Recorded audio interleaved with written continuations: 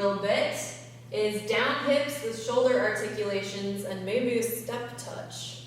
So you're going to start with the down hip on the right, just down, down, down, down. Shoulder's going to go forward, up, back, down, forward, up, back, down, left, back, down, forward, up, back, down. If you want to add a step touch, you can go ahead and do that. So you go down and touch, and down and touch, and forward, up, back, down, forward, up, back, down.